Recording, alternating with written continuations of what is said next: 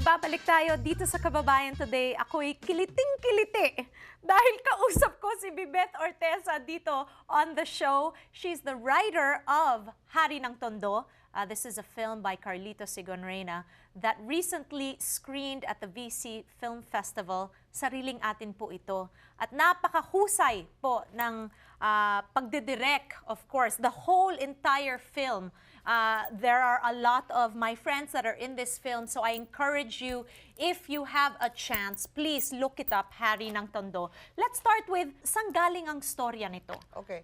We wanted to do a story about going back to the areas that shaped us, that made us. So, principally, itong Hari ng Tondo is about the character played by Robert Arevalo, who loses everything that he's made, the fortune that he's amassed. So, as these things are happening to him, he also looks at his grandchildren and he feels that they're not as hardy as he would want them to be.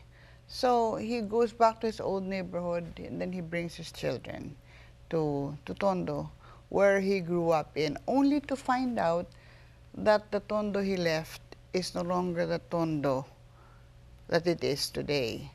This story, Bibeth, I mean, just you describing it, can be the stories of all our balikbayans here. Sabi nga nila ganon. And then you realize, anong utang ko sa lugar na pinanggalingan ko? Ayun na, malalim na tanong yun. Yes. Anong utang ko sa Pilipinas? Pilipinas na gumawa sa akin. Pilipinas na nagbigay sa akin ng values na ganito. So, yung iba, tinatanong nila, meron man lolo na magdadala, kung nakatira na sila sa Makati, may lolo ba na magdadala ng kanyang mga apo dun sa Tondo? Hanggang ngayon naman, dalawang mukha ng Tondo eh. Meron pa rin Tondo na yung residential area ng mga bahay ni luma, ano? After all, Tondo was the first Forbes Park in the older days. Because no, Tondo was a kingdom. And remember, Tondo nga is also the birthplace of Tito Dolphy. Okay.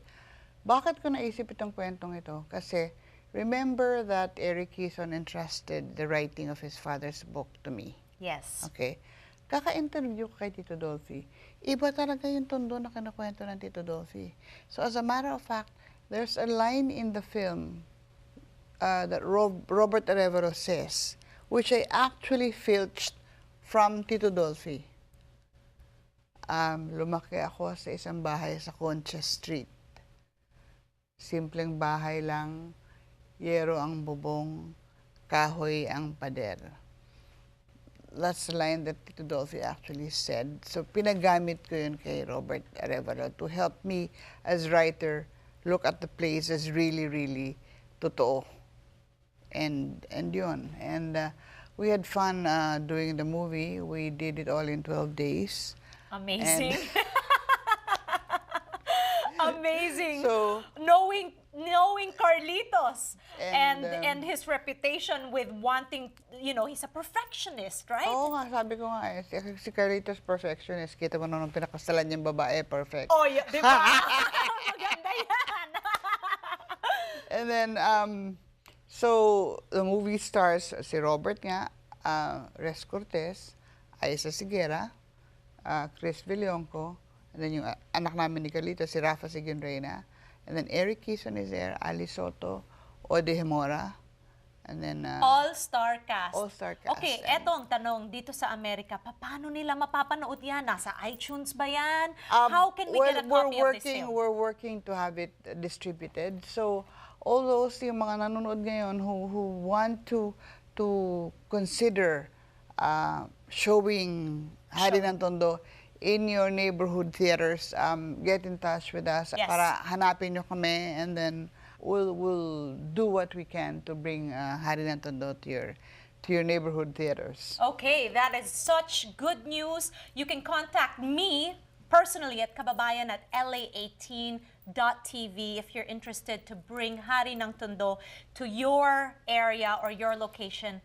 I really insist that this film has to be seen by all Filipinos, and not just Filipinos. Lahat po ng tao kailangan panoorin ito dahil meron namang English subtitles. Oh, may English subtitles. And Robert Arevalo nga pala won Best Actor for the role. in the last Cinemalaya in Manila, and then Chris Villonco was Best Supporting Actress, and then the movie also won Special Jury Prize. So. Yes, so it is a master of a film.